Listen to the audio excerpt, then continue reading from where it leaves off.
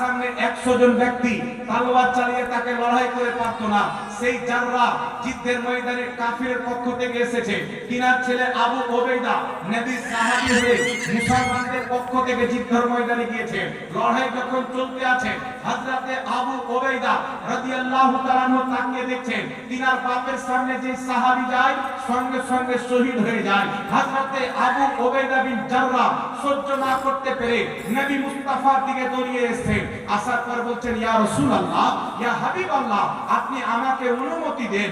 আমার বাপ যুদ্ধের ময়দানে এসেছে, বড় বড় সাহাবীকে শহীদ করে দেয়।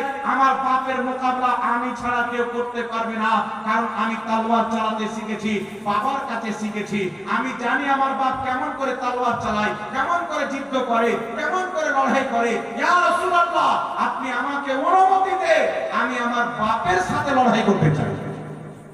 নবী আলাইহিস সালাতু ওয়াস সালাম বলেন, আবু ওবেদা, তুমি যদি তোমার বাপের সাথে যুদ্ধ করতে যাও, তাহলে মানুষ মনে করবে ইসলাম এমন একটা ধর্ম যে বাপ বেটাকে লড়াই করে। মুহাম্মদ সাল্লাল্লাহু আলাইহি ওয়াসাল্লামের দ্বীন সত্য নয়, কারণ বাপ বেটাকে লড়াই করাচ্ছে, বাপ বেটাকে কাটাকাটি করাচ্ছে। যেই ধর্ম, যেই ইসলাম বাপ এবং বেটার হাতে তলোয়ার তুলে লড়াই করায়, সেটা আল্লাহ ধর্ম কি করে হতে পারে? নবী পাক বলেন, বাপের সামনে যেও না। হযরতে আবু ওবেদা বিন জাররা যুদ্ধের ময়দানে চলে গেলেন।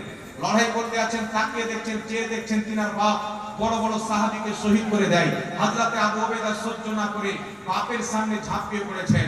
এমন তলোয়ারের একটা নিশানা করেছেন, বাপের গর্দান কেটে জমিনে ফেলে দিয়েছেন।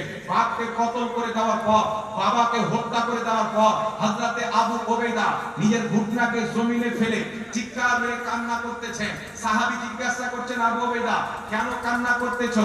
বাপকে হত্যা করেছো তাই? হযরতে আবু ওবেদা বলছেন, না, বাবাকে হত্যা করেছি তাই কান্না করি না। আমার নবী মুস্তাফা নিষেধ করেছিলেন, আর আমি আমার বাপকে দিয়ে হত্যা করে দিয়েছি, আমি এই জন্য কান্না করতেছি। নবী যদি নারাজ হয়ে যায়, আমার খোদা নারাজ হয়ে যাবে, এই টেনশনে আমি আছি। সাহাবী বলছেন, বলো নবী করতে পারতো না। ইয়া রাসূলুল্লাহ, ইয়া হাবিবাল্লাহ, আপনি নিষেধ করেছেন, আপনার কথা রাখতে পারেননি, আপনি নারাজ তো হয়ে যাননি, আপনি বেজার তো হয়ে যাননি। আমার নবী মুস্তাফার চোখ দিয়ে পানি বেরিয়ে গেল। দয়ার নবী, মায়ের নবী বলছেন, এই আবু ওবেদা বিন জাররা, আমি এই জন্য নিষেধ করেছিলাম যাতে মুনাফিকরা ইসলামকে না বদনাম করতে পারে। কিন্তু তুমি আল্লাহ রাসূলের মহব্বতে তোমার বাপকে হত্যা করেছো। শুনো, তোমার প্রতি আমি মুস্তাফাও রাজি, আমার খোদাও রাজি। একটু জোরে হবে না সুবহানাল্লাহ? তুমি আমাকেও রাজি করেছো, আমার খোদাকেও রাজি করেছো। পৃথিবীর মুসলমান আমার নবী মুস্তাফা যখন এই কথা বললেন, হযরতে আবু ওবেদা বিন জাররা রাদিয়াল্লাহু তাআলা আনহু অত্যন্ত খুশি হয়ে পাগড়ি